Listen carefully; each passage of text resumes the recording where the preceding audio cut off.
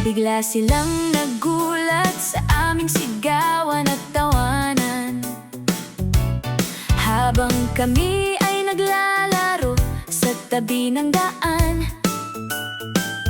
May nagtutumbang preso, meron ding nagpipiko,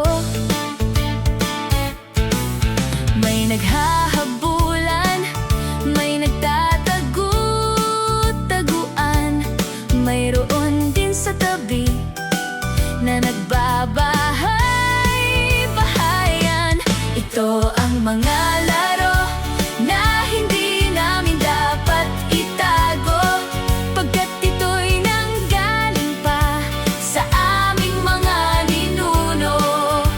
Hindi rin namin kakalimutan magandang kaugalian, tulad ng pagmamano sa mga matatanda at magulang, dahil dito tayo ay hinangaan.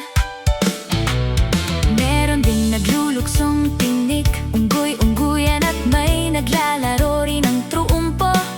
Meron ding naglalaro ng syato, sipa at patintero. May nagpipitik bulag, ito'y amin ring nilalaro.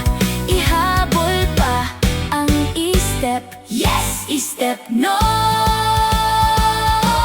Ito ang mga laro na hindi namin dapat itago, pagkat ito'y nanggaling pa sa aming mga ninuno.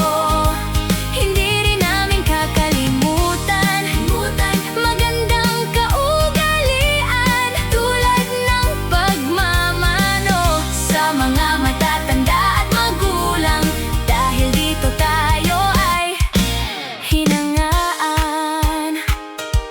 Kaming mga bata ngayon ay iba na, sa kalsada ay hindi na makita. Sa gadget kami ay abala. Kung kami uutusan, laging sagot namin ay wait lang.